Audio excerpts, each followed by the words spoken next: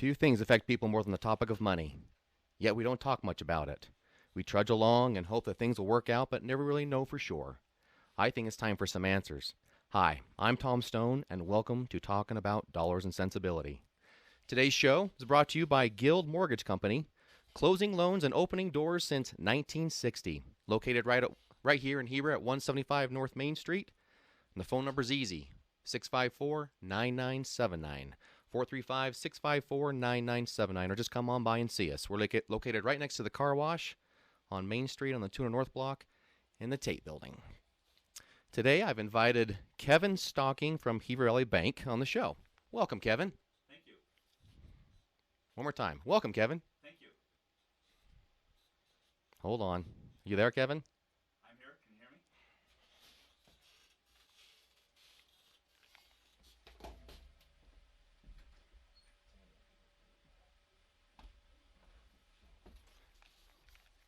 Kevin, are you there? I'm here. You there? Do one more time.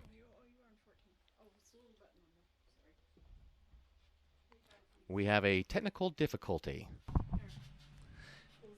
I'm here. Kevin is now our technical difficulty. All right. Sorry, everybody. Man, there's so many little buttons in this fancy little studio that we had to push one more button. So, Kevin, thank you for coming. Thanks for having me, Tom. Tell us about yourself, Kevin. Well, I've been in banking for almost 20 years. I moved here to the Heber Valley in 2005 and have been a loan officer at Heber Valley Bank since then. And I've seen a lot of ups and downs in the economy and the banking industry and lots of changes over my years in banking. But I've enjoyed it and look forward to many more good years of banking. What did you start out doing? What was your first I started job as a teller. As a teller? Yep. Can you tell us kind of things that you've done? So you start out as a teller. That's kind of like the face of the bank. That's the first step that people see. And then tell me about that experience and how you moved through the bank. Yeah, I started as a teller in 1993. Took it as a summer job. And then I worked there for about 3 years. And then I worked through the kind of a management training program. Did new accounts, did consumer lending, moved into commercial lending, and have been involved with all areas of the bank ever since. What are you doing now? I'm currently the president of Heber Valley Bank, commercial loan officer, and have been lending, making people's dreams come true. Being the president, what does that mean? What's your job description? Well, I do a little bit of everything. I oversee the Heber Valley branch and the Midway branch, involved with lending, operations, making sure the bank's making money and we're being successful. Okay, so that's something I want to talk about. You just said make sure the bank is making money, but I want to know kind of the behind the scenes of how banks make money. Tell us how that works. Obviously, you send some money out, but then I kind of start asking, where do they get that money? Does the federal government just hand out, $10 million a year and good luck? How does this work? Definitely not. A bank always starts with some capital from their investors and shareholders. That's kind of the foundation of the bank, and from the point of getting some capital, then we would open deposits. So most of our lendable money comes from deposits, and then we turn around and take those deposits and loan them out. Of course, we pay a little bit of interest on the deposits and charge a little more for a loan. And so that's really the primary focus of the bank, is to lend the deposits. That's where we generate the majority of our income. Our gross revenues come from interest earned on loans. So when you say on deposits, you're talking about, hey, everybody come open a checking account with us. Yeah, checking accounts, savings accounts, IRAs, HSAs, those are all considered deposits.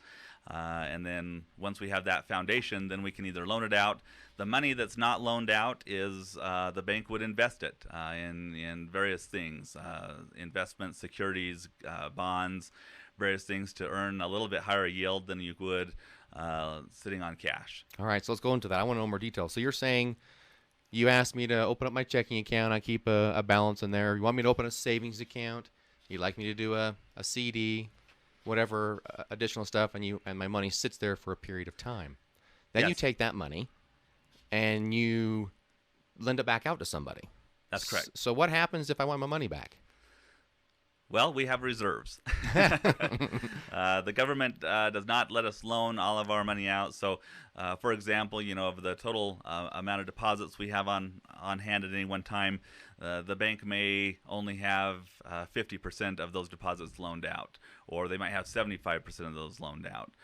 The money that's not loaned out, again, is in liquid investments, so that if we had to return the money of a depositor quickly, we have the ability to do that. So you'd say, hey, you need a period of time to liquidate what you're doing. If it's no, too much. We always have reserves, so anyone that walked in the bank, we could return their money immediately. So one of the concerns that banks have, or that in the past, especially the Depression, is a run on the banks. Definitely, What that is would that? be an issue. What is that? What is that? A run on the bank, as far as our balance sheet goes, we only keep a limited supply of cash in our branch at any one time.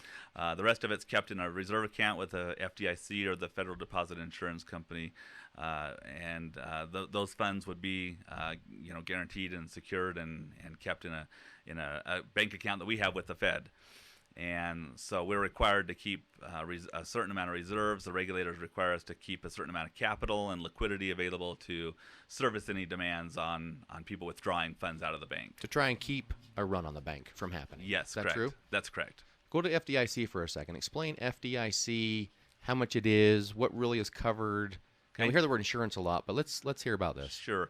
FDIC is a federal deposit insurance company. They're insuring your deposits within the bank as long as it's the bank that your deposits are at are FDIC insured. Okay, so that's important if you're shopping for a bank. Yes, correct. Make sure. And there are some that are not? There may be some that aren't, depending on the type of institution. Most are, is that true? The majority of them are. Okay. Yeah, most banks are. And even the credit unions, they would have their own insurance program similar to the banks. Okay. And they would insure if the bank failed tomorrow and we closed our doors, the Federal Reserve would come in and guarantee your deposits up to that $250,000 limit. Okay. They would literally write you a check for any deposits that you had in the bank up to those limits. And then there's also ways to structure your accounts so that you can get above and beyond that 250 coverage depending on signers and ownership of the accounts. There's a calculation and a program that the FDIC puts out that can determine your maximum protection. Yeah, even above the 250. Yes. So I truly should feel comfortable then if I have up to 250 in the bank? Definitely. There's no reason you'd lose your money. Okay. Now, you actually saw in your industry, 2009, 2010, you saw some banks close their doors over something like this. Oh yeah, it was crazy. There was many banks within the state of Utah and across the country that did fail. What happens when a bank's struggling is that, number one, they try to find another bank to purchase that institution that's struggling so that they don't have to come in and close it. If it gets to the point of failure, then the feds will come in and seize the bank and close it, and then start the distribution process of all the assets. And a bank fails because they don't have enough reserves? What is the failure? What happens? Typically, what drives most bank failures is problem loans and loans not being repaid. Okay. And there being limited amount of capital to cover those losses. Okay. So when you go in the hole so far, there's not enough to keep the doors open and operate. So it comes down to truly how well a bank covers themselves as they loan out their money. Definitely. We have to make good loans. If we're out there making bad loans, we'll be the next one to be closed. Now, we've started off a little bit on the negative tone, but it's something that needs to be talked about. Heber Valley is alive and well. We have been alive and well through the good times, the bad times, and now better times that we're looking forward to. And we never suffered a income loss. Some of the banks took TARP money from the federal government. We never took any assistance from the government. We've been strong. We've had good regulatory ratings through all of this. I remember stopping by your bank, and I remember looking in your face and saying, "Hi, Kevin, how are you doing?" during the 2010, 2011, and it seemed like every time I had been to the bank, you said, the regulation guys, the regulatory guys have just been here, and they've gone through more of our files. They've analyzed this, and yes, it seemed like they were there about every 6 months there for a while. Not because we did anything wrong, but they were out there watching for those institutions that were struggling and being proactive and finding problems. trying to find stuff. So what would happen? They'd come to you and say, "We need to look at your files," and they'd come back and give you a report. They would. They'd spend several or up to a week or 2 weeks there digging through our loan files, making sure we're in compliance with regulatory issues, and making sure we did a good underwriting, making sure our files were appropriate to handle the risk, and that we were monitoring. A lot of people lost a lot of money during those times. We saw real estate values drop out of the bottom. So there were loans that we had money loaned on that we had very limited collateral on through those times. So I'm trying to make sure I understand this then. So what are the regulatory guys? What are they called? Yeah, we're regulated by the FDIC and by the State Department of Financial Institutions in the state of Utah. Okay. Some banks are also regulated by the OCC and the FDIC. There's a joint venture there. I guess what I want to know is, why are there so many of these guys in your business? Some guy opens up a shop in town here. They don't have all these guys saying how you do business. Why is it that there's so many of these regulations, so many people analyzing the banks? Well, bottom line is to protect the consumer. And because of all the things that happened in the industry in the past, some banks taking advantage of consumers, the government has put all these regulations in place, and now it's made it very frustrating to the banker to help a consumer who hasn't done anything wrong and wants to just borrow money to invest in their business, their home, their personal life, whatever direction they're heading.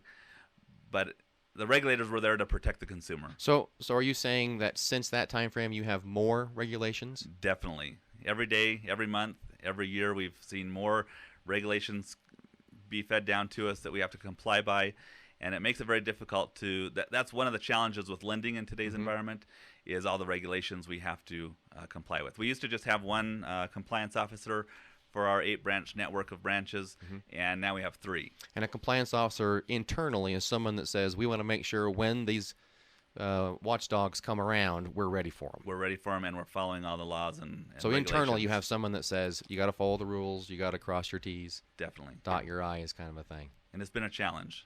Tell me an example. It slows down the lending process. Because you have to say, you can say, yes, it sounds like a good idea, but then it's not just it's a good idea. It has to be, did we disclose this correctly? Did we send the paper at this right time? Did they understand this and bring in this particular document? Yes. It's all about helping the customer understand what's really happening. So a lot of customers through the downturn were taken advantage of by loan sharks, you could call them, or lenders that really took advantage of the customer. How does a loan shark, how does someone who might have more of a private money sector, how do they avoid all these regulations? How come they don't have everyone looking in their business? Well, that's a challenge. Most of them are not regulated because it is private money. Okay. So they're not registered. They're not dealing with. We are an FDIC insured bank, so to qualify for that, we have all the other government regulations that we have to abide by. So, because you're FDIC insured, is why you have all these regulations? Yes. So if you said, I don't want to be FDIC insured, you'd have more flexibility, but then maybe the customer wouldn't have as much there's confidence. Less safety. The customers would have less confidence and less security in knowing that their money and investments are safe. So I guess a bank really would have that decision to say, hey, we want to start lending the way we want to lend. No thanks, we don't want the FDIC money anymore. We'll take it from here. Yeah, and there are lenders out there that are private money lenders, hard money lenders, capital or private capital investors. That's all they do is just lend money, but typically that's at a much higher rate. Yep. And much shorter term, so it's not as advantageous to the customer. I have a little information in that or experience. So if you were to go to the bank and get, let's just say 5 3/4 interest rate on their money at a standard bank, if you went to these private lenders, you'd be more in the 10% or 12%. Definitely, it's a big difference, and they would charge you a much larger fee for using their money short term. One thing that we use in the industry is points, and I've had people, when you and I talk points, oh yeah, we know what that means, but a lot of people don't. What's a point? A point is typically an origination fee. So basically, if you're borrowing a loan of $250,000, we would charge you a 1 point origination fee, and so your fee to originate that loan would be $2,500. So in other words, 1%. 1%, correct. 1% of the loan amount. The loan amount. Not the sales price. No, it's always only charged on the amount that you borrow. Okay, so 1%. And a private bank would be maybe 2% or 3% or something like that. They're not regulated. They can charge whatever they want. Mm-hmm. In a desperate situation, people are willing to pay the higher. So higher not amount. not only going to a bank like Heber Valley would you be FDIC insured, but it truly gives you better interest rates than trying to go to someone who might get you a quick answer. Yes, yes, much better rates. We're all in the same boat. Every bank is paying low interest rates on deposits. It's been a challenge for everyone that's relying on interest as part of their income, and that's partly driven by the government and their investment sources, and they want us out there spending money in the economy. That's part of their Fed nature is to keep rates low. They don't want us to save. They want us to spend and generate the economy. Yet at the same time, everyone in the past has been scared the last 5 years, and so we've been hoarding our money. We've been saving our money. Savings, the amount that people have saved has increased greatly over the last few years. Has it? Because people have been nervous, and it's just a way to, we want to protect what we've invested in.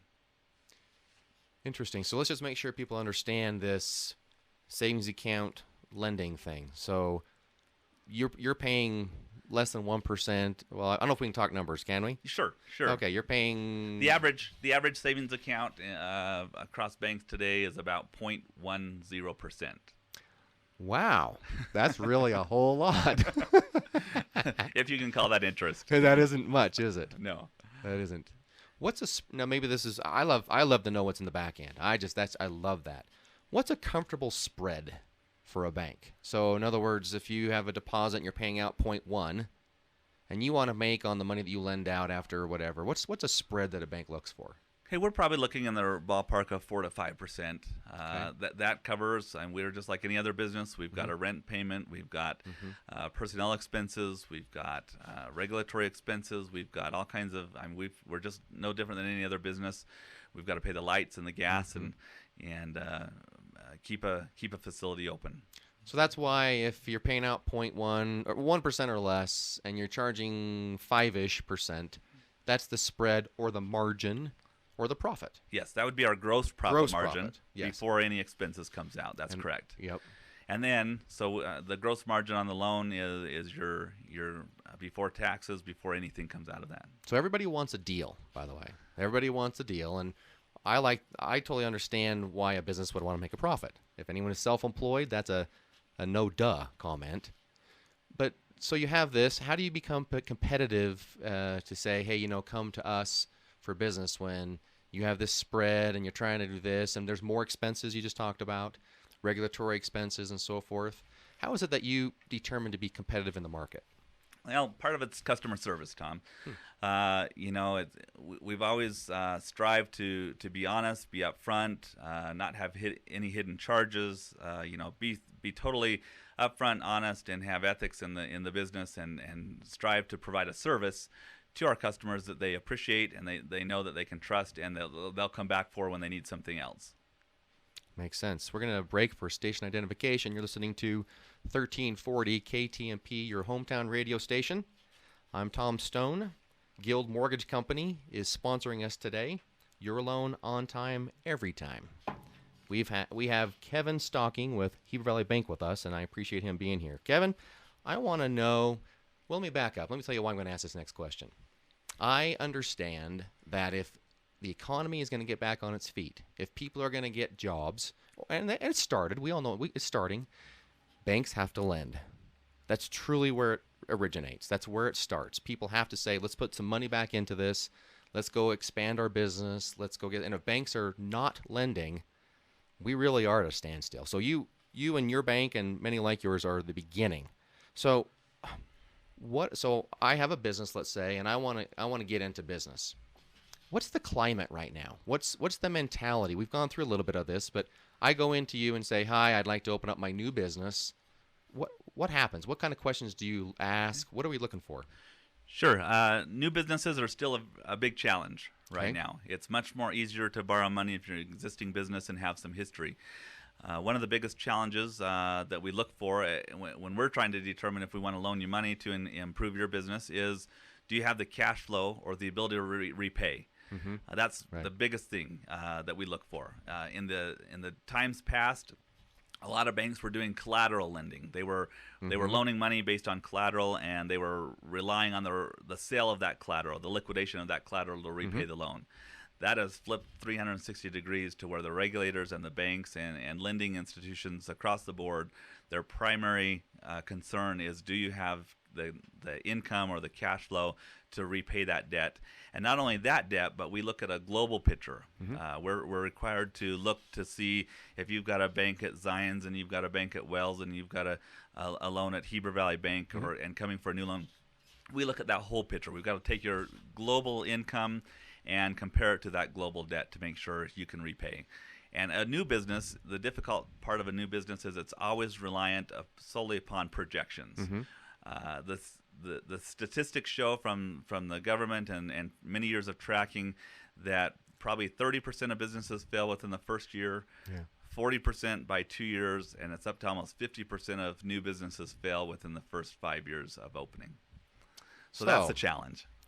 What happens if someone's buying an existing business? Do you take into consideration the owner of the business currently, their tax and stuff? Does that give any credence? Yes, we would definitely rely on the prior history of the prior owner. We typically would look at 3 years of history. So the owner that's selling that business would provide tax returns, financial statements, any information that we could rely on to determine the prior history of that business. And then we look at the new owner too to see what their qualifications are, if they've got any history in that business line of work, to see if they would be able to make a go of it also. So the risk that you take is if the previous owner wrote everything off to try and take tax advantages, and he brings his tax return into you, and there's losses in some categories, and he says, well, I wrote that off because I was, trying to take advantage of whatever tax, blah, blah, blah. You say what? That's the biggest challenge we face. Is it? The accountants will tell them to write everything off and don't claim any income to avoid paying taxes. And that's fine and dandy until they need to borrow the money. And the only thing the bank has to rely on is their tax return to document and to justify how much money they made last year and the year before and the year before. And so if they've had losses for 3 years and then they want to come to us to borrow money, we're going to say, sorry, you've lost money the last 3 years. And you might not have really lost money. It's a taxing thing. But on paper, you don't have the ability to repay a loan. Can you do a pro forma? Can you do a profit and loss to say, well, yeah, but? Yeah, or taxes are the ones that take the precedence? A tax return takes a precedence. That's you claim that as income. And if you're not claiming any income, then it's going to be difficult to get a loan. I guess that'd be the same or true also for the owner of the business who's trying to sell. If you as the owner of the business say, I want to sell this business in 3, 5, 10 years, and you continue to show a loss on your tax returns, even if someone says, hey, look at their profit loss, it looks good, when that person goes to the bank to get the money to buy it, they'll say, I'm sorry, you have a loss. Exactly. So it's a double-edged sword. They're taking advantage of not claiming income in some years, but again, why would someone want to buy a business that's losing money? And so the new owner that's going to try to buy your business is going to look at the same thing that the bank would. Are you making any money? What are your, unless you keep 2 sets of books, which one do you go by? So there's one thing that's kind of been an overall theme with the different conversations we've had from credit repair and financial stuff. It seems like people take this stuff very personal. Money is extremely important. Their business is their livelihood, and they go into you and you say, I'm sorry, this is not quite up to par, is what they might hear, and of course they take it personal. It's a very emotional decision when you're dealing with people's money and their businesses and their livelihood. Yes. They've heart and soul into this business, but yet they bring in a piece of paper and they say, I've had a loss for 20 years. How can I stay in business for 20 years? Come on now, give me a break. Exactly. Does that work? No, it doesn't. Okay. And that's the other challenge that the business owners will face is they will want to grow their business. They'll want to expand their business. Yeah. We're coming out of a recession and things are looking better. And we understand that you've probably had the last 3 years were probably some of your worst income years. We'll take that into consideration and look at your 2013 P&L profit and loss numbers, or you haven't filed that return yet. So we'll look at those numbers and look at the trend. Have things gone up from 2010 to 2013, or is there a negative trend? We try to really look at historical trends and do some analysis that way also. Do you look at both their business side of things and personal side? Yes, that's correct. We would always require a personal guarantee, and so it's just as important to keep your personal credit in good standing and have an excellent credit report, because you will be required to be a guarantor on the loan. And would your personal debts also take place in your debt ratio analysis? Yes, we try to kind of break it into two. So we look, is the business able to support their existing debt expenses and also their proposed debt that they want to loan or borrow on? And then we also look at their personal side and say, okay, is their personal income or salary that they're drawing sufficient to support their personal expenses? What if someone came in and after all the analysis you see that they break even? Is that something that you feel comfortable with, or is there a certain profit margin that needs to happen? Usually, break even is a negative. If we're looking at personal debt to income ratio, which is all of your debts divided by your income, that percentage should be around 35, a maximum of 35%. On gross numbers? On gross numbers. Okay. Correct. On the business side, we look at it a little different. We look at the net income. We would always add back depreciation and interest expense, because we're comparing your total income, dividing that by your total debt service or your loan payments, and that usually will be a ratio of 1.25 or greater. So we want your income to cover your income to cover your debt service at least 1.25 times. Okay. How many people do you think, well, it's not do you think, how many people in the last, let's say, 12 months do you say have come to see you that could qualify for a loan? It's getting better.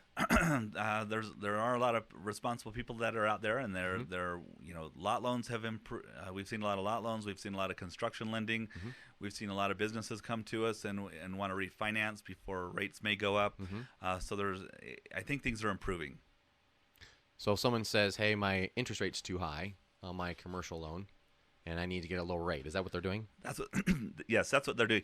Right now, we're in a very competitive lending environment. Yeah. Every bank, despite what you might hear in the media, banks have money to lend. Okay. We are in the lending business, and we have excess deposits that we need to lend. We're receiving limited amounts of income on investing those in the market, just like you're putting your money in a savings account and not getting anything. Well, if the bank puts our excess funds in a savings account earning 1.10%, we're going to struggle. So we have to loan money, and every bank's in the same situation. And so every bank it's a very competitive rate market, a very competitive fee market. Banks are getting a little off the conservative side and trying to be a little more aggressive in doing some lending right now. Do regulatory, again, I don't know who to call these people, the regulation people, regulators, do they make you lend if you have too much excess? No, they can't make us lend, but at the same time, if we're not lending, we're not generating enough income to support our expenses, which that turns around to having to lay people off. A trend in the industry right now is you're seeing a lot of smaller banks merging with a little bit larger banks because they can't keep up with the compliance expenses and all the things that they have to. So we're seeing a lot of mergers and acquisitions in the industry right now across the country, and that's purely a side effect of the cost of compliance and regulatory issues for these small independent community banks. And the mergers are simply to say, hi, this has been your bank for 20 years. Now you're going to be receiving bank statements and stuff from a different Bank B, period. And you don't have a choice, really. No. You don't have a choice. It just happens. You can choose to switch again if you don't like the change. Exactly. But you can't say, no, thanks, I don't want to go to this bank. No. Yes and no answers. I like that. I want to know a little more about, you said if you're not lending money out, you have to invest the money. Okay. You said we don't want to do 0.1% savings accounts. Do you put your money other places? Yeah, we will use government bonds, some mortgage securities. We try to keep things very safe and very liquid that are not the bank will not take your deposits and invest them in something that is not safe. We would be stupid to do that. So no new business stock options. No, very very limited investments in anything. We don't take anything and risk it in the stock market. The majority of it's in municipal bonds, tax deferred type of things, mortgage-backed securities, things like that are very secure. So you do try, and if it's sitting there, it's not being loaned out, you have it somewhere working for you at, if it's a 0.1 you're paying out, you're trying to get that 3, 4, 5 spread as best you can. Definitely. But it's been in the probably a ballpark range is in the low twos if in Really? what banks are investing their funds in. So what's a loss? Yes. So if a bank is not loaning out their money, they are losing. Yeah, it's not a yes. We won't be successful if we can't make loans. So that's the challenge is we know we need to make loans. We've got all this regulation controlling the type of lending we're doing, but it's finding those the sources and uses for us to lend out to the people that qualify. What kind of loans? I'm going to talk maybe specifically to you, but it seems like some banks specialize. There's places to go to get car loans, credit cards. There's places to go to get commercial loans, real estate loans, those kind of things. Tell me maybe how a bank chooses what to lend on. That's kind of what our specialty's in. As a community bank, we have a lot more flexibility per se than some of the larger banks because with an internal loan committee, we can be much more flexible on collateral. We can be much more flexible and go outside the box. We don't have to fit everything in this, flat box matrix type And thing. that's because you're a community bank? Because we're a small community bank. Yeah, our loan committees are our internal loan officers, and we're owned locally by our officers of the bank, and so we have much more flexibility in what we can and can't do. Okay. So that gives us an advantage. Tell us about SBA. SBA stands for the Small Business Administration. I think the biggest confusion of business owners when they talk about getting an SBA loan is they think that the SBA is actually funding the loans, and that's not true. The SBA is designed to guarantee bank loans. So the bank is always the entity that's approving the loan. We have to approve the loan prior to submitting it to the SBA for a guarantee. What that means is that say we do a $100,000 loan for a business and we seek a guarantee from the SBA, if we get that SBA guarantee approved, we'll have a 75% guarantee. So if the loan went bad day one, we would first, number one, liquidate the collateral to repay as much of the $100,000 as possible. Okay. The difference, let's just say we have $25,000 left that we can't get out of the collateral. We can go to submit a claim to the Small Business Administration and say, hey, we suffered a loss. They will reimburse us if qualified, and we've followed all their rules and regulations. That 75% of that $25,000 loss. So what it does to the bank is it allows the bank to take a little more risk than we normally would have, especially on a startup business or a loan that we're not quite comfortable with, or we're basing it on projections that there's no historical data. The SBA allows us to have a guarantee behind ourselves and behind our collateral to help us feel more comfortable with the loan that we wouldn't have normally made. Do they also allow a lower down payment? Yes. Or equity distribution? Sometimes it can be as low as 10%. The SBA has two different sides of it. You'll hear a lot about SBA 7A loans, and you'll hear a lot about SBA 504 loans. Right. And it's just their coding structure. Those numbers are just like the IRS code. It just means the type of loan that they'll lend on, and the guarantee structure, and how those are structured and set up. So do I have to get two approvals then to go get an SBA? Yes, it can slow down the process. That's the negative of going through an SBA loan process is there's a lot more documentation, a lot more paperwork, even though the government says we went through the Paper Reduction Act. There's just a lot more headache with an SBA loan. But in a situation where you're really striving to get a loan for a new customer, a new borrower who you believe in, sometimes that's the only way to get it done. So give me an example of a customer you believe in. So that sounds like there's a subjective part of this. So in other words, I guess I'm saying how much of the decision is objective or just black and white, and how much of it is subjective versus I feel good about this? Well, we look at the whole thing. The 5 C's of credit that we rely on as a bank and as a loan officer. We look at cash flow. Okay. We look at collateral. We look at capital. How much money does the borrower have to invest in this project? Okay. If they've got skin in the game, they're less likely to walk away from it. We also look at the economic conditions of what's happening in the economy. Does it make sense for this business to be opening on Main Street? Where do you get that kind of data? The economic part. A lot of it comes just from local resources. Where I'm involved with the chamber, so I understand what's happening locally. You get involved with service organizations and talk to people in the community. and attend various local meetings. It's pretty easy to keep up on what's going on. You can see what's being built. You can see what's Yeah. not. Okay. How many get out in the applications? community and you see what's going on. And then the last one would be character. We look at Really? what kind of character do you have? What kind of reputation do you have? We on an application we'd ask for referrals of who's going to say that you're a good guy. Really? There is some subjectivity to this whole thing. then. Definitely. And you're going to ask maybe some questions about how they. You don't do a personality test, I guess. No, we won't make you do that. No IQ test. No IQ tests. No color coding. But truly, how do people view this person in the community? Definitely. It can make a difference. So a community bank generally loans in the community that they're in. We focus, I would say 90% of our lending is done within the borders of Wasatch County. We have a branch in Park City, also in Summit County. We also have one out in Vernal, and then we've got several over in the Grand Junction market. And so each of those banks Focus will on their focus local community. Their local community. Yeah. So tell me what that means. You try and be a part of the community, I assume. Definitely. I've been involved in various realms of the community since I moved into town. I think that's very important. I think that helps us to be successful, and it helps us to find, the people that are looking for a loan or looking for a need. I attend the chamber luncheons. You've got a network of 50, 60 people that come every month and talk about their businesses. We're all local business owners. Yeah. We all have a vested interest in the community, and we want to be successful. And it really starts with whether the banks are going to lend money or not. Sure. Yeah. And we will. A lot of pressure on your shoulders. Let me break again for station identification. This is 1340 KTMP, your hometown radio station. Today's show is brought to you by Guild Mortgage Company. Your loan on time, every time. Kevin from Heber Valley is with us today. Kevin, let's talk about construction loans. What do you feel is happening when? What's the climate of construction loans when someone comes and says, "Hey, I want to build a house"?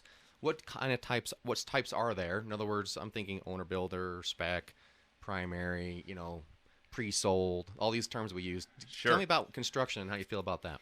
It's really picked up in the last 18 months. We've seen a huge turn to new construction loans. If you drive around the valley, it doesn't take long to see how many new homes have been built in the last 2 years. Yep. So it's been a huge change in the environment.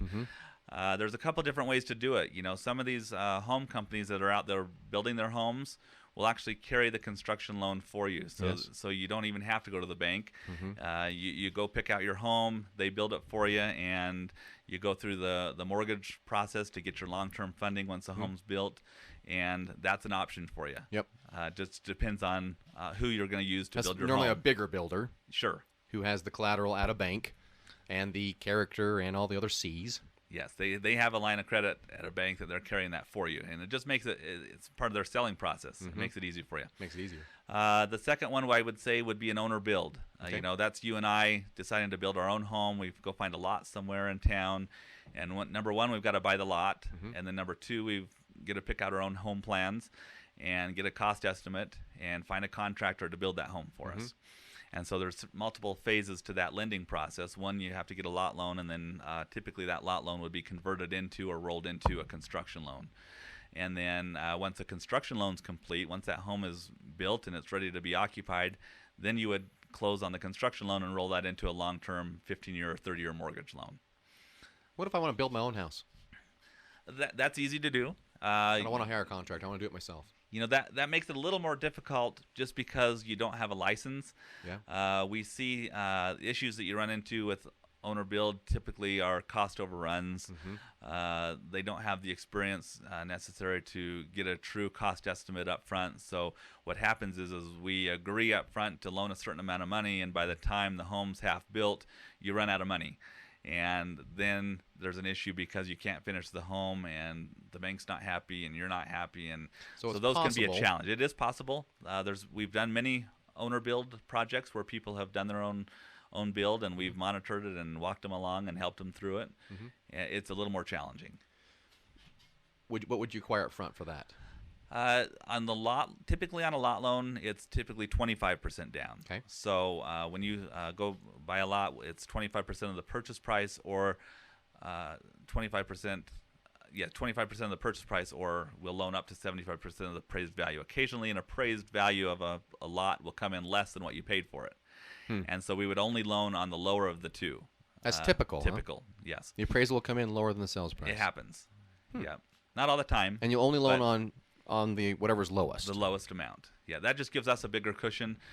We saw that where some of these banks that were loaning higher loan to value limits on lot loans, when you take a 50% hit in value, it doesn't take long before you're upside down in the loan. And I know part of this, so I'm going to ask, but also put in my 2 cents. A lot can drop value much faster than a house. Is that true? Yes, I would say so. And why would you think that's true? I think it's just because of it's supply and demand. At the time that the economic bubble burst, we had subdivision after subdivision after subdivision in the valley that had lots available, and we had this huge overflow inventory of lots on the market. And there weren't people that could go borrow the money to buy a lot. And so you had a huge supply and low demand. And then now we're seeing that switch a little bit. We're seeing the supply go down, and that's driving prices up. And if you've looked at the value of lot or land in the last 6 months, you know that prices have gone way up. It also is that from a banking point of view, someone can rent their house. A house can be utilized even if it's in a down market for some amount of money, where a lot is either on or off. Definitely. It's a piece of dirt sitting there. There's nothing you can do. You can't there's say no income that you can generate your lemonade from a lot. stand sitting on the lot. You're not going to get a lot of rent for it. For sure. You've got other options with a home that's been completed or built. So to go into a bank, understanding and realizing that if you want to buy a piece of ground, it's going to have a little more down payment, a little more analysis, and a little higher interest rate. And a little higher interest rate. Rates, if you think about it, what you're paying for an interest rate, it's really based on risk. It's no different than investing your money. If you want to put it in a savings account, you're going to get a low rate of interest. If you want to invest it in the stock market, you may get a higher rate of return. And a bigger risk. And a higher risk. And it's the same thing with lot. The banks will look at a lot loan as being a little more risky than a completed home or a Main Street business that has an owner-occupied business in it. So the rates are a lot of determination on risk. It's a risk factor. Would you consider the climate of banking right now, in your 20-year analysis, very conservative, somewhat conservative, aggressive? Where are we at in that scale? I would say somewhat conservative. I think 3 years ago we were very conservative. No banks were lending money. We were holding on to what we had. If the good loan came through, we were lending. If it was perfect, we were scared of what the regulators were going to do. We weren't sure where we stood in their eyes. We've been through multiple regulatory reviews. We've come out with great reviews. We're doing what they want us to do. So now we can focus on lending and getting those resources out there in the community. So you just said you were scared. Yeah, I think there for a while, we didn't know what the regulators were going to tell us when they came in the bank to do a review. So you'd have someone sit at your desk and you'd say, I want a loan, here's my case, and you're like, that's nice. You know what you do, but you don't know what they would do. Definitely. And therefore it left a lot of people confused and frustrated. Everyone was confused and frustrated. And they'd say, I went over to that bank and they said maybe, and then they turned me down, or they said one thing and then another. It was frustrating for the consumer for sure, and I think we're moving away from that a little bit right now in the upswing of the economy. I think everyone's getting a little more comfortable. We know that we've got to loan money. There's people out there that are ready to borrow money. There for a while, people weren't even borrowing money. They were scared to borrow. They were trying to reduce their debt. They were trying to get out of debt and put as much in savings as they could. What if someone came to you and said, I want to build a spec house? And let's make sure people know what a spec house is. A spec house is just what it says. It's speculative. It's I want to go build a home and I want to put it on the real estate market and try to sell it. And the primary source of repayment of that is selling the home. Yep. Well, the banks. So in a sense, that's really collateral. That's really a collateral-based loan. And in the old days, we used to say, okay, that's fine. This house will sell in a year. That'll repay us. But now we not only look at how long is it going to take you to sell that house after it's complete. We may require you to put a cash reserve in the bank for a 6-month period to say, hey, if this house doesn't sell, you've got to have 6 months payments available until you get that home sold. And we'll also look at, can you service that debt for 5 years if that house doesn't sell? Can you make the payments on that with what you're making, your income, your liquidity, your bank accounts? Are those cash flow? Can you make those payments for an extended period of time if that home doesn't sell, or if we fall back into a market like we were 3 years ago? So are we doing them? On occasion, yes, we will. We've done a few. It's still a challenge, but we are seeing more of them being done, and more banks are financing spec loans. I would say we haven't even done a development loan for years, and we're just starting to get some developers asking us if we'll do a loan now. Again, taking the viewpoint of the banker, if I want to do a spec house, that means I think I'll make a profit margin on this house. I can build a house for X and sell it for Y. But what happens in March of the year can be very different than what happens in September of that year. Definitely. It can change that fast. And a lot of times when people look at investing in real estate and anything else, that everybody says, hey, we haven't had a lot, it looks like there's a need out there, and no one else really knows how many other people are thinking the exact same thing. For sure. All of a sudden, you're the only spec house you thought, and then within 30 to 60 days, you're one of 100. That's exactly. And that's what happened with all these subdivisions that were sitting idle for so long, as everyone built a subdivision at the same time. Mm-hmm. Everyone bought a field, put a road in, and built 15, 20 lots. Yep. And I can drive around the valley and name subdivision after subdivision after subdivision that was built the same way and are just barely now having some homes built in them. We're seeing a revival of those subdivisions. It's great to see homes being built in them, starting to be maintained and updated. So the ones that lasted were the borrowers or the clients who in your analysis were able to handle that debt service or take care of that particular note for a period of time. Exactly. And that's an important part of financing and lending is, do you have a cushion? Do you have that liquidity to carry you through the hard times? We can all make it through the good times. Yep. It's easy to run a business when things are going good and that income's rolling in. But when we have that winter period or that slowdown in our business, have we put enough aside to get us through those slow times? So do you consider yourself, in a sense, looking out for the client? Yeah, I think so. I mean, it doesn't do any good for me to put you into a loan that you can't repay. It's just going to be a lot of heartache and a lot of misery and a lot of trouble down the road. And so I'm not doing you a favor. I mean, you might have this vision and dream to start this brand new business, but if there's 10 other businesses just like yours that are starting up that I've seen applications for have failed, how do I know yours is unique and how are you going to make a run with it, and are you going to be successful? For example, we could use the restaurant business. Yes. If you look at restaurants, are one of the highest turnover businesses. They're one of the highest failure rates, and so restaurants are very difficult to lend on just because of that. There's such a high turnover and such a high closure rate. What causes that? Oh, I think just a saturation in a market. If there's 10 pizza shops, there's only so much dollars to go around to the pie to buy pizza in a month, or whatever it might be. One of them's eventually going to fail. Someone's going to come out with a new product, a new service. Customer service is going to be better. All those things, the management, all those things play a role in the success of a business. And so you have to see that whole picture. Definitely. So really, if I'm going to go talk to a banker that I can trust, and he tells me no, I really should listen to why. Yeah, and a banker should be able to explain it. We should be able to. And it should be, I look at it as a kind of a counseling session per se. We can sit down and have a open discussion about what these numbers mean. I'm not doing my job if I just tell you no. If I don't take the spreadsheet of the last 4 years of data or information that I'm looking at and explain that to you and say, there's a negative trend here. How are you going to turn it around if you're buying this business? Or if there's a successful trend, how are you going to keep that successful trend going?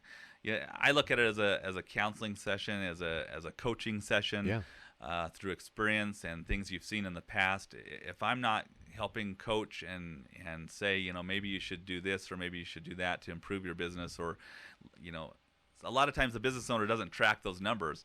As a banker, I'm tracking those numbers, so I can see if their expenses are going out of the roof all of a sudden over a 3-year term, or maybe there's another part of their business, their revenue, their gross revenue is declining, but their income's flat. All those things affect the bottom line. And for the most part, maybe the extreme most part, someone who's buying a business, someone who would like to get in, so would start, doesn't even know how to do that. In all honesty, someone would actually and analyze the trend of their from their tax returns and everything else. They want to see, and especially if, remember this personal thing we talk about, especially if you want it so bad. Yes. It'd just be so fun to have my own business or to expand. I have this great idea. I need to have $100,000 to put this new addition onto my business, and it's going to sell just tremendously. And then the banker comes in and squashes it.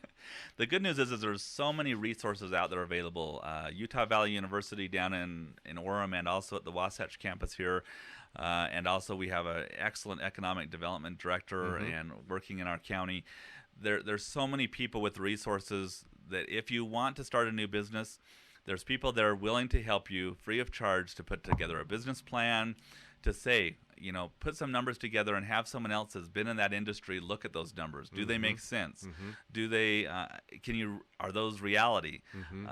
There's so many resources out there that are available for a new business owner to start the process to help you get prepared to bring a package to the bank. I see. So that you're prepared, and that you're not bringing something to me and I'm not saying, well, go away and in 6 months come back. Do your homework. Be prepared. Search out the resources that are waiting for you to help you organize your new business. We had Ryan Starks on a couple, 3 weeks ago, and he talked about that. Come see Ryan and Definitely. Mr. Kohler and other places there. Mark, yep. And they will help you do that.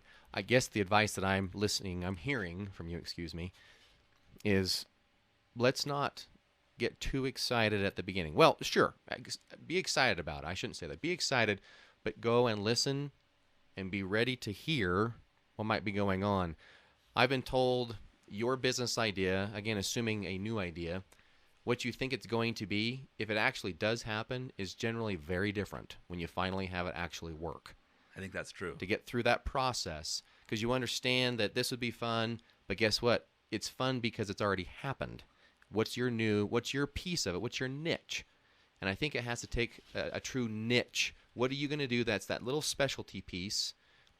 Even if you want to talk about restaurants, a restaurant is anybody can sell a burger, but it's your toppings, it's how fresh, it's that uniqueness. What's the spice that you put in yours that people go, man, that just has a pop to it. I love that difference. And you can say, boy, I do a good burger too, but if you don't have that extra little niche thing going on, and then you have to understand the numbers.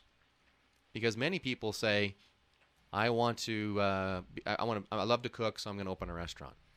And I think that's one thing they forget, Tom, is the startup costs of a new business.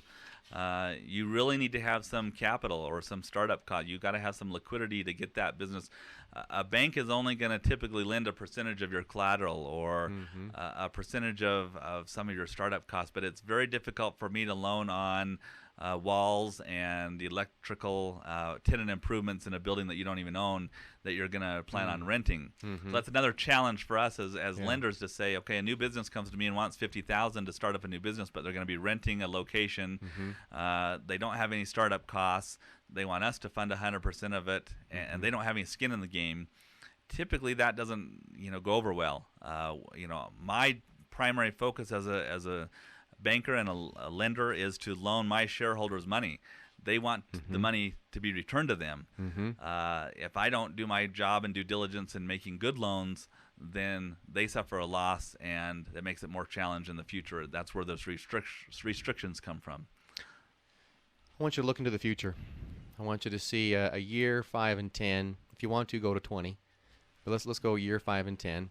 What do you see changing in the banking industry? What do you see on the horizon? And then talk about our little community as far as, sure, the economic footprint, and just what do you see changing in the banking industry and then in our community in the next 1, 5, and 10? In the next 1 year, I think we continue on this trend of success. I think we continue to see things building and growth. And, you talk to people at the school district, you talk to people in the community, and Wasatch County is going to continue to see growth. People are flocking to this county. And so there's lots of opportunities for new businesses, for banks to loan money, for, businesses to expand and to grow and to improve themselves. So I think we're going to continue to see that trend. I think what may slow that down is the unknown of the government setting rates and their fiscal policy. If rates jump up 2%, 3%, 4%, it's an unknown. The fiscal policy and the amount of debt that the government has is an issue. It's an unknown of where rates are going to go and how quick they're going to go there. If rates jump up 2, 3, 4%, it could put a kibosh on the housing market. It could slow down everything again, and that's the big unknown right now in the banking world is just what's going to happen with rates. And then the other thing we look at is technology is huge. Mobile banking, online banking. We're seeing an industry trend of banks designing smaller buildings. Banks are downsizing people because technology is, there's not as much foot traffic coming in the bank doors as there used to be. And so that's a trend in the banking industry as things are moving to more technology and becoming more efficient and things like that. The good thing about like a community bank like ours is we have a hands-on touch. We offer the technology, but we still want you to come in and sit down at our desk and talk to us, and we can solve your problems. You don't have to talk to a telephone. You don't have to talk, only deal with chat on a computer or a text message. Come in and sit down and talk to us face to face, and we can counsel you and guide you and direct you and give you advice. That doesn't always happen anymore. I found, as in my mortgage industry, there's certainly automation is awesome. I can do loans for people anywhere, and it's quick and easy. But that face-to-face, especially if it's somebody that's maybe just coming out of a bad credit situation or they're first-time home buyers, someone who needs a little bit of information, that face-to-face is critical. It is critical, and they appreciate it, and I enjoy that face-to-face contact. So if someone want to get in contact with you, Kevin, how do they do that? They can stop by the bank. Our bank's located at 2 South Main Street here in Heber. We're in the old historic bank block building. And my email address is kevin@hebervalleybank.com, or you can give us a phone call at 654-7400. So you're the president. How easy is it to get a hold of you? I take every phone call that is asked for. So you can walk in the door. My office is right in the front door, and you can see me. I'm not hidden in a back room somewhere, so stop by and say hi. Right there. You walk in the front door, and there he is off to your left. And that's what I like about it. I like when you can see the person, you can talk to them, you can hear. They don't hide behind anything. They have that face-to-face. That's awesome. So, Kevin, we're on to the favorite part of the whole show, my disclaimer that I'm required to give. People wait the whole hour just for me to give this disclaimer. It's one of those things I have to do. And because I have to, I try and make it as fun as possible, so I'm trying to do it as fast as possible. I clock this. So, here I go. Guild Mortgage Company, NMLS 3274, Equal Housing Lender, Tombstone, NMLS 257849. The information contained in this training has been prepared and distributed for educational purposes only and do not represent the opinions of Guild Mortgage Company. There's a little choppy. I think I got to smooth that out a little bit, but those are important things to say. Remember again that today's show is brought to you by Guild Mortgage Company, closing loans and opening doors since 1960, located at 175 North Main Street, right here in Heber City. And our phone number is 435-654-9979. Come by and see us as well. So what's kind of fun about this is I have a tag team relationship with Kevin and his bank. We work together a lot. He does the construction side of things, and I do the long-term side when it comes to homes. People call me and ask me commercial loan stuff. I don't do commercial loans, and I say, let me have you talk to Kevin. Let's get that going. And I might have a piece to play where maybe they use their home for some collateral that I use. But it is so nice for me to have a partner that has that whole other understanding of things, construction, lot loans, commercial loans, and I take care of the home, whether you're buying it for yourself or renting, and so it's fun. And if someone goes to see Kevin, he says, you know what, there's a part of this that you need to go talk to Tom about.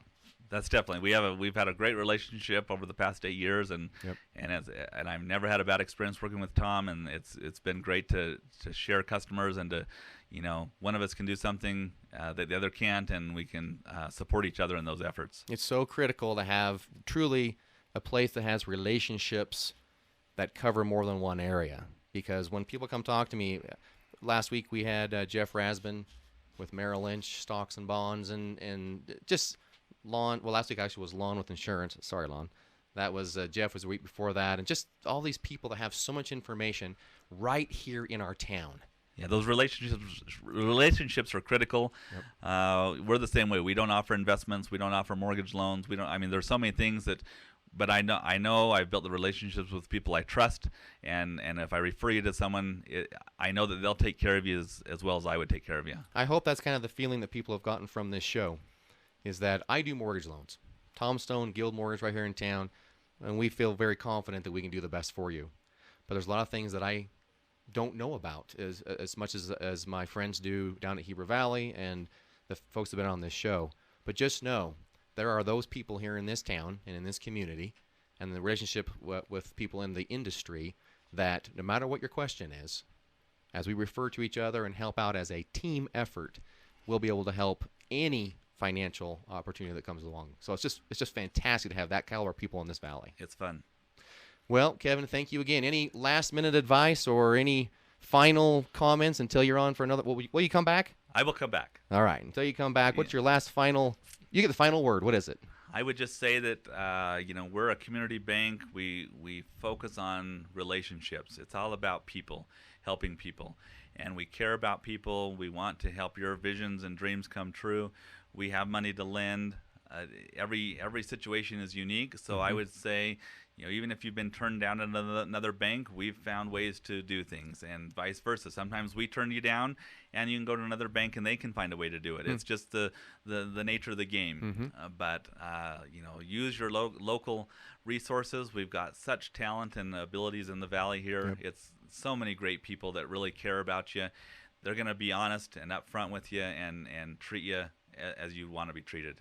Well, thank you again, Kevin, for coming. The information you gave was critical and vital, and the part you play in our community is also critical and vital. You've been listening to 1340 KTMP. I'm Tom Stone. Thank you, and we'll see you next week.